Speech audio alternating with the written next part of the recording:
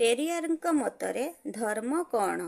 ଧର୍ମ ବା ରିଲିଜିଅନର ବିଭିନ୍ନ ଅର୍ଥ ପ୍ରଦାନ କରାଯାଏ। କେତେକ କହନ୍ତି ଧର୍ମ ଅତି ପ୍ରାଚୀନ। ଏହା ଯେହେତୁ ଈଶ୍ୱରକୃତ, ଏହା ପରିବର୍ତ୍ତନଶୀଳ ନୁହେଁ। ଈଶ୍ୱର କିଛି ବ୍ୟକ୍ତିଙ୍କୁ ପ୍ରେରଣ କରି ତାଙ୍କ ମାଧ୍ୟମରେ ଧର୍ମ ପରିବର୍ତ୍ତନ କରିଛନ୍ତି। ଈଶ୍ୱର ଅବତାର ନେଇ ଧର୍ମ ସୃଷ୍ଟି କରିଛନ୍ତି। ଧାର୍ମିକ ନେତାମାନେ ଏହି ସବୁ ବିଶ୍ୱାସ ଜନଗଣଙ୍କ ମଧ୍ୟରେ ସୃଷ୍ଟି କରିଛନ୍ତି। ଲୋକମାନେ ଏହି ସବୁ କାହାଣୀକୁ ବିଶ୍ୱାସ କରିବାକୁ ତାଙ୍କୁ କୁହାଯାଇଛି ଓ ଲୋକମାନେ ଏପରି ନିର୍ଦ୍ଦେଶକୁ ପାଳନ କରିବାକୁ ବାଧ୍ୟ ହୋଇଛନ୍ତି। ଧର୍ମ କିପରି ସୃଷ୍ଟି ହୋଇଛି? ଯେତେବେଳେ ଲୋକମାନେ ଆଦିମ ସ୍ତରରେ ଜୀବନଯାପନ କରୁଥିଲେ, ସେତେବେଳେ ସେମାନେ କୌଣସି ବିଷୟରେ ପ୍ରଶ୍ନ କରିପାରୁନଥିଲେ। ଏହି ପ୍ରାଚୀନ ସମୟରେ ଧର୍ମମାନ ସୃଷ୍ଟି ହୋଇଥିଲା। ଯାହା କିଛି ଲୋକ କହୁଥିଲେ ତାହାକୁ ଅନ୍ୟମାନେ ବିଶ୍ୱାସ କରୁଥିଲେ। ସେ ଭାବନା ମଧ୍ୟରେ ବହୁ ପାର୍ଥକ୍ୟ ରହିଛି। ସମୟର ଭାବଧାରା ଓ ଏ ଯୁଗର ଗୋଟିଏ ସମୟର ଆବଶ୍ୟକତା ଅନୁଯାୟୀ ଧର୍ମଗୁଡ଼ିକ ପ୍ରାଚୀନ ସମୟରେ ସୃଷ୍ଟି ହୋଇଥିଲା। ସେ ସମୟରେ ହୁଏତ ସେସବୁର କିଛି ଆବଶ୍ୟକତା ରହିଥିଲା। ଆପଣ ଯେକୌଣସି ଧର୍ମର ବିଷୟ ନିଅନ୍ତୁ, ଏହାର ଅନେକ ଭାବନା ପ୍ରକୃତି ବିରୋଧୀ। ସେ ଭିତରେ ଈଶ୍ୱର ବିଶ୍ୱାସ ହେଉଛି ମୁଖ୍ୟ। ଲୋକମାନେ ଈଶ୍ୱର ବିଶ୍ୱାସ ସହିତ ସ୍ୱର୍ଗ ନରକରେ ମଧ୍ୟ ବିଶ୍ୱାସ କରୁଥିଲେ। ଦୁଇଟି ଜଗତ ରହିଛି, ଗୋଟିଏ ଆକାଶରେ ଓ ଅନ୍ୟଟି ଆମ ପୃଥିବୀ ଅର୍ଥାତ୍ ଆକାଶ ତଳେ। ଲୋକମାନେ ତାଙ୍କ କର୍ମର ଫଳ ଭୋଗ କରିବେ। ସେମାନେ ଭାଗ୍ୟ, ପୁନର୍ଜନ୍ମରେ ବିଶ୍ୱାସ ସ୍ଥାପନ କରୁଥିଲେ। ଲୋକମାନଙ୍କର ଅଜ୍ଞତା ଯେତେ ପ୍ରାଚୀନ, ସେମାନଙ୍କର ଧର୍ମ ମଧ୍ୟ ସେତିକି ପ୍ରାଚୀନ। ଯଦି ଏବେ କୌଣସି ଧର୍ମ ସୃଷ୍ଟି ହୋଇଥାନ୍ତା, ହୁଏତ ସେଥିରେ କମ୍ ଅଜ୍ଞତା ରହିଥାନ୍ତା। ଗୋଟିଏ ଧର୍ମରେ ଯାହା କୁହାଯାଇଛି, ଅନ୍ୟ ଏକ ଧର୍ମରେ ତା'ର ବିପରୀତ କୁହାଯାଇଛି। ଲୋକମାନଙ୍କର ନୀତିଦିନିଆ ଜୀବନର ଖାଦ୍ୟ, ପୋଷାକ, ବନ୍ଧୁତା, ଅନୁଭୂତି ଇତ୍ୟାଦି ସହ ଧର୍ମର ସମ୍ବନ୍ଧ ରହିଛି। ଗୋଟିଏ ଧର୍ମର ଲୋକ ଯେଉଁ ସବୁଥିରେ ବିଶ୍ୱାସ ସ୍ଥାପନ କରନ୍ତି, ଅନ୍ୟ ଧର୍ମର ଲୋକ ଅନ୍ୟ କଥାରେ ବିଶ୍ୱାସ କରନ୍ତି। ଯଦି ଈଶ୍ୱର ଧର୍ମର ଭାବନା ସୃଷ୍ଟି କରିଛନ୍ତି, ତେବେ ଦେଶକୁ ଦେଶ ବା ସ୍ଥାନକୁ ସ୍ଥାନ ଭିତରେ ଏତେ ଧର୍ମଗତ ପାର୍ଥକ୍ୟ କାହିଁକି ରହିଛି? ତେଣୁ ଯାହା ସବୁ ଈଶ୍ୱରଙ୍କ କଥା କୁହାଯାଉଛି, ସେସବୁ କେବଳ ମନଗଢ଼ା କାହାଣୀ ଓ ମିଥ୍ୟା। ସେସବୁ କିଛି ସ୍ୱାର୍ଥପର ଲୋକଙ୍କର ହୁଏତ ଉର୍ବର କଳ୍ପନା। ଗୋଟିଏ ଧର୍ମରେ କୁହାଯାଇଛି ଯେ ଈଶ୍ୱର ଏକ, ଅନ୍ୟ ଧର୍ମରେ କୁହାଯାଇଛି ଈଶ୍ୱର ସହସ୍ରାଧିକ। ଅନ୍ୟ ଏକ ଧର୍ମ ମତରେ ଈଶ୍ୱରଙ୍କ ସଂଖ୍ୟା ଅସୀମ। ଗୋଟିଏ ଧର୍ମର ମତରେ ଈଶ୍ୱର ଆକାରହୀନ। ଅନ୍ୟ ଏକ ଧର୍ମର ମତରେ ଈଶ୍ୱର ବ୍ୟକ୍ତି ସଦୃଶ୍ୟ। ତାଙ୍କର ମୁଣ୍ଡ ଓ ଦୁଇ ହାତ ରହିଛି। ଅନ୍ୟ ବିଶ୍ୱାସରେ ତାଙ୍କର ଦୁଇଟି ମୁଣ୍ଡ ଓ ଚାରି ଗୋଡ଼। ଅନ୍ୟ ଏକ ବିଶ୍ୱାସରେ ତାଙ୍କର 5ଟି ମୁଣ୍ଡ ଓ 10ଟି ହାତ ରହିଛି। ଗୋଟିଏ ଧର୍ମର ବିଶ୍ୱାସରେ ତାଙ୍କ ପାଖରେ ଭୋଗରାଗ ଦେବା ଆବଶ୍ୟକ ନାହିଁ।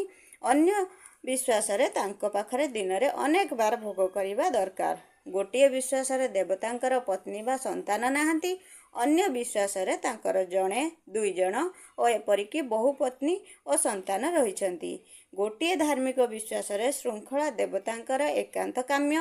ଅନ୍ୟ ବିଶ୍ୱାସରେ ଯଦି ଦେବତାଙ୍କର ରକ୍ଷିତା ନାହାନ୍ତି, ସେ ସୁସ୍ଥ ନୁହନ୍ତି। କେତେକ ବିଶ୍ୱାସରେ କେହି ଦେବତା ଅନ୍ୟ ଦେବତାଙ୍କ ପତ୍ନୀକି ନେଇ ଚାଲିଯାଆନ୍ତି। ଗୋଟିଏ ବିଶ୍ୱାସ ଅନୁଯାୟୀ ଈଶ୍ୱର ହେଉଛନ୍ତି ପ୍ରେମର ମୂର୍ତ୍ତିମନ୍ତ ପ୍ରତୀକ। ଅନ୍ୟ ବିଶ୍ୱାସରେ ତାଙ୍କର ଦେବତା 2000 ବ୍ୟକ୍ତିଙ୍କୁ ହତ୍ୟା କରିଛନ୍ତି। ଗୋଟିଏ ବିଶ୍ୱାସରେ ସବୁ ମନୁଷ୍ୟ ସମାନ ହୋଇ ସୃଷ୍ଟି ହୋଇଛନ୍ତି। ହିନ୍ଦୁ ଧର୍ମ ଧାରଣାରେ ଲୋକମାନେ ଉଚ୍ଚ ନୀଚ ହୋଇ ଜନ୍ମ ହୋଇଛନ୍ତି। ସେହି ବିଶ୍ୱାସ ଅନୁଯାୟୀ କେତେକ ଲୋକଙ୍କୁ ସ୍ପର୍ଶ କରାଯାଇ ପାରିବ ନାହିଁ। ସେମାନେ ଅଧ୍ୟୟନ କରିପାରିବେ ନାହିଁ। ଅନ୍ୟମାନଙ୍କର ଦାସ ବା ଭୃତ୍ୟ ହୋଇ କାମ କରିବାକୁ ସେମାନେ ସୃଷ୍ଟି ହୋଇଛନ୍ତି। ଧର୍ମ ମନୁଷ୍ୟକୁ ନିର୍ବୋଧ କରେ।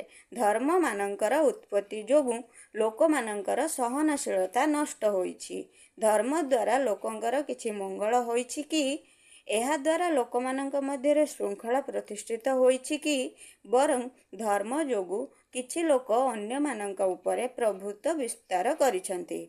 ଧର୍ମ, ଈଶ୍ୱର, ଭକ୍ତି, ସ୍ୱର୍ଗବାସକୁ କେତେକ ବ୍ୟକ୍ତି ସେମାନଙ୍କର ବ୍ୟକ୍ତିଗତ ସମ୍ପତ୍ତି ବୋଲି ମନେ କରନ୍ତି। ବରଂ ଶୃଙ୍ଖଳା ଓ ସାଧୁତା ସାଧାରଣ ଜୀବନ ପାଇଁ ଅବଶ୍ୟମ୍ଭାବୀ। ଜଣେ ଯଦି ଈଶ୍ୱରଙ୍କ ପ୍ରତି ଭକ୍ତିଭାବ ବ୍ୟକ୍ତ କରୁନାହିଁ, ତା ଦ୍ୱାରା କିଛି ଅସୁବିଧା ନାହିଁ। କିନ୍ତୁ ଯଦି ଲୋକମାନେ ଶୃଙ୍ଖଳା ଓ ସାଧୁତା ସମାଜରେ ବ୍ୟକ୍ତ କରୁନାହାନ୍ତି, ତେବେ ସମାଜରେ ଅସ୍ଥିରତା ଓ କ୍ଷୟଶୀଳତା ସୃଷ୍ଟି ହେବ। ଧର୍ମ ମନୁଷ୍ୟର ବୌଦ୍ଧିକତାକୁ ନଷ୍ଟ କରିଛି। ଏହା ପ୍ରକୃତି ବିରୋଧୀ। ଏହା ମଧ୍ୟ ବିକାଶର ପ୍ରତିକୂଳ। ଯେଉଁମାନେ ଧର୍ମକୁ ଅସ୍ୱୀକାର କରିଛନ୍ତି ସେମାନଙ୍କର ଅବଦାନ ଦ୍ୱାରା ମାନବ ସମୁଦାୟର ମଙ୍ଗଳ ସାଧିତ ହୋଇଛି। ସେମାନେ ସମାଜରୁ ଅନେକ କୁସଂସ୍କାର ଦୂର କରିବାରେ ସଫଳ ହୋଇଛନ୍ତି। ଏହାଦ୍ୱାରା ଦେଶର ଉନ୍ନତି ହୋଇଛି। ସମ୍ପ୍ରତି ଗୋଟିଏ ସୁଇଚ୍ ଚିପିଲେ ସହସ୍ରାଧିକ ବଲ୍ବ ଜଳିପାରୁଛି। ଏହା କ'ଣ ଧର୍ମ ନା ଈଶ୍ୱର ସୃଷ୍ଟି କରିଛନ୍ତି? ଏହା କ'ଣ ଶାସ୍ତ୍ରରେ ରହିଛି? ମନୁଷ୍ୟର ବୁଦ୍ଧିର ବିନିଯୋଗକୁ ଧର୍ମ ପ୍ରତିରୋଧ କରିଆସିଛି। କାର୍ଲ ମାର୍କ୍ସ ଧର୍ମକୁ ମଣିଷର ଅଫିମ ନିଶା ବୋଲି କହିଛନ୍ତି। ଆମ ଦେଶରେ ଧର୍ମ ବହୁ ବିଷୟର ବିକାଶରେ ପ୍ରତିବନ୍ଧକ ହୋଇ ରହିଛି। ଶୃଙ୍ଖଳାର ବାର୍ତ୍ତା ଦେଉଥିବା ଏକ ପୁସ୍ତକ ହେଲା ତିରୁବଲ୍ଲବରଙ୍କ ରଚିତ ତିରୁକୁରାଳ ପୁସ୍ତକ। ତେବେ ଏହି ପୁସ୍ତକର ସମସ୍ତ ବିଷୟ ମଧ୍ୟ ଉପଯୋଗୀ ନୁହେଁ। ହିନ୍ଦୁ ଧର୍ମ ଏକ କାଳ୍ପନିକ ଧାରଣା। କୌଣସି ବିଦ୍ୱାନ ଏହାକୁ ଏକ ଧର୍ମ ଭାବରେ ଗ୍ରହଣ କରିବେ ନାହିଁ। ଶଙ୍କରାଚାର୍ଯ୍ୟ ମଧ୍ୟ କହିଛନ୍ତି ହିନ୍ଦୁ ଧର୍ମର ସ୍ଥିତି ନାହିଁ। ଆମର କୌଣସି ଗ୍ରନ୍ଥରେ ହିନ୍ଦୁ ଧର୍ମର ଉଲ୍ଲେଖ ନାହିଁ। ପ୍ରକୃତରେ ହିନ୍ଦୁ ଧର୍ମ କ'ଣ? ଏହାର ନୀତି କ'ଣ? ଏହା କାହାଠାରୁ ଆରମ୍ଭ ହେଲା? ଆମେ ଯଦି ଜଣେ ହିନ୍ଦୁଙ୍କୁ ଏହି ପ୍ରଶ୍ନ ପଚାରିବା, ସେ କହିବେ ଏହାକୁ ହିନ୍ଦୁ ଧର୍ମ କୁହନ୍ତୁ ନାହିଁ, ଏହାକୁ ବୈଦିକ ଧର୍ମ କୁହନ୍ତୁ। ବେଦରେ କ'ଣ ରହିଛି? ଧାର୍ମିକ ଭାବନା ହେଉଛି ଅଜ୍ଞତାର ଆଧାର। ହିନ୍ଦୁ ଧର୍ମରେ ଅନେକ ଅଜ୍ଞତା ଭରି ରହିଛି। ଲୋକମାନଙ୍କ ମଧ୍ୟରେ ପ୍ରେମର ବାର୍ତ୍ତା ପ୍ରସାର କରିବା ପରିବର୍ତ୍ତେ ଧର୍ମ ଲୋକମାନଙ୍କ ମଧ୍ୟରେ ଅଜ୍ଞତାର ହିଁ ବିସ୍ତାର କରୁଛି। ହିନ୍ଦୁ ଧର୍ମରେ ଅନେକ ଅନ୍ଧବିଶ୍ୱାସ ଓ ଅର୍ଥହୀନ କର୍ମକାଣ୍ଡ ରହିଛି। ସବୁ ବିଷୟକୁ କେବଳ ଆଖି ବୁଜି ବିଶ୍ୱାସ କରିବାକୁ ହେବ। କେବଳ ବ୍ରାହ୍ମଣମାନଙ୍କର ବିକାଶ ଓ ଉନ୍ନତି ପାଇଁ ହିନ୍ଦୁ ଧର୍ମ ଉପଯୋଗୀ ହୋଇ ରହିଛି। ଏଥିରେ ଅନେକ ଅଶ୍ଳୀଳ ଓ ସ୍ୱାର୍ଥବାଦୀ ନିୟମ ରହିଛି। ଏଥିରେ ଅନେକ କାଳ୍ପନିକ କାହାଣୀ ରହିଛି ଯାହାକୁ ଲୋକମାନେ ଭୟରେ ବିଶ୍ୱାସ କରନ୍ତି। ସାଧାରଣ ଲୋକମାନଙ୍କୁ ଭ୍ରମିତ କରିବା ପାଇଁ ଏଥିରେ ବହୁ ଉପାଦାନ ରହିଛି। ପୂଜା ନାମରେ ଦେବତାମାନଙ୍କୁ ସନ୍ତୁଷ୍ଟ କରିବାକୁ ଯଜ୍ଞ କରାଯାଏ। ଏହା ଅତୀତରେ ଅର୍ଚ୍ଚକମାନେ କରୁଥିଲେ ଓ ଯଜ୍ଞରେ ପଶୁମାନଙ୍କୁ ବଳି ଦିଆଯାଉଥିଲା। ଏକ ନିର୍ଦ୍ଦିଷ୍ଟ ସମୟରେ ଲୋକମାନଙ୍କର ଆବଶ୍ୟକତାକୁ ପୂରଣ କରିବା ପାଇଁ ଧର୍ମମାନଙ୍କର ସୃଷ୍ଟି ହୋଇଥିଲା। ଯଦି ସେମାନେ ହଜାର ହଜାର ବର୍ଷ ତଳେ ସୃଷ୍ଟି ହୋଇଥିଲେ, ତେବେ ସାମ୍ପ୍ରତିକ ସମୟରେ ବିଜ୍ଞାନର ଅଗ୍ରଗତି ଯୋଗୁଁ ସେଥିରେ ଅନେକ ସଂସ୍କାର ବା ପରିମାର୍ଜିତ ଆବଶ୍ୟକ, ଯାହା ସହସ୍ରାଧିକ ବର୍ଷ ତଳେ ଉଦ୍ଭବ ହୋଇଥିଲା। ଆମେ ସେସବୁକୁ ଏବେ ଗ୍ରହଣ କରିପାରିବା ନାହିଁ। ସେସବୁ ସାମ୍ପ୍ରତିକ ସମୟର ଆବଶ୍ୟକତା କିପରି ପୂରଣ କରିପାରିବ? ଧର୍ମମାନ ଯେ ପରିବର୍ତ୍ତନଶୀଳ ନୁହନ୍ତି, ଏହା ଭାବିବା ଯଥାର୍ଥ ନୁହେଁ।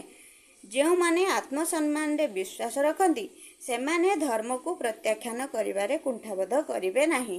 ଏହା ଲୋକମାନଙ୍କର ସ୍ୱାଧୀନତା ଓ ବିକାଶର ପରିପନ୍ଥୀ। ଧର୍ମ ଲୋକଙ୍କ ମଧ୍ୟରେ ଆଧାରହୀନ ବିଶ୍ୱାସ ସୃଷ୍ଟି କରିଥାଏ। ସମ୍ପ୍ରତି ସବୁ ଧର୍ମମାନ ଲୋକମାନଙ୍କୁ ପ୍ରତାରିତ କରୁଛନ୍ତି।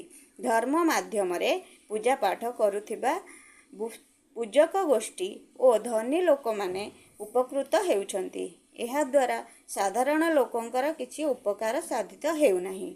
ପ୍ରତ୍ୟେକ ଧର୍ମପ୍ରାଣ ବ୍ୟକ୍ତି ତାଙ୍କ ଧର୍ମ ଈଶ୍ୱରଙ୍କ ଦ୍ୱାରା ଉଦ୍ଭବ ହୋଇଛି ବୋଲି ବିଶ୍ୱାସ କରନ୍ତି। ଏହା ଯଦି ସତ୍ୟ, ତେବେ ଈଶ୍ୱର କାହିଁକି ଏତେ ଗୁଡ଼ିଏ ଧର୍ମ ସୃଷ୍ଟି କରିଛନ୍ତି ଓ ଏତେ ପୃଥକ୍ ନୀତି ନିୟମରେ ଅବତାରଣା କରିଛନ୍ତି? ସେ ଏପରି ଧର୍ମ କାହିଁକି ସୃଷ୍ଟି କଲେ? ଯେତେବେଳେ ଗୋଟିଏ ଧର୍ମ ଅନ୍ୟ ଧର୍ମ ଉପରେ ଆକ୍ରମଣ କରିବ, ଯଦି ପ୍ରତ୍ୟେକ ବ୍ୟକ୍ତି ଈଶ୍ୱରଙ୍କ ଦ୍ୱାରା ସୃଷ୍ଟି, ସେତେବେଳେ ଜଣେ ଦୁଇ ଜଣଙ୍କୁ କାହିଁକି ଅବତାରର ଭୂମିକା ଦିଆଯିବ? ଇସଲାମ ଯେହେତୁ ପରେ ସୃଷ୍ଟି ହୋଇଛି, ତାହା ପୂର୍ବରୁ ମୁଖ୍ୟ ଧର୍ମମାନଙ୍କର ଦୁର୍ବଳତାକୁ ଦୂର କରିବାକୁ ଚେଷ୍ଟା କରିଛି।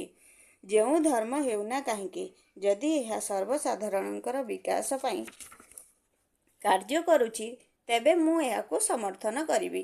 ଯେଉଁ ଧର୍ମ ମଣିଷ ଭିତରେ ବିଭେଦ ସୃଷ୍ଟି କରୁଛି, ମୁଁ ସେହି ଧର୍ମକୁ ବିରୋଧ କରିବି। ଯେତେ ଦିନ ପର୍ଯ୍ୟନ୍ତ ସବୁ ଲୋକଙ୍କୁ ହିନ୍ଦୁ ଧର୍ମ ସମାନ ବୋଲି ଗ୍ରହଣ କରିନାହିଁ, ଲୋକମାନେ ଅନ୍ୟ ଧର୍ମକୁ ଧର୍ମାନ୍ତରୀକରଣ କରିବା ସ୍ୱାଭାବିକ।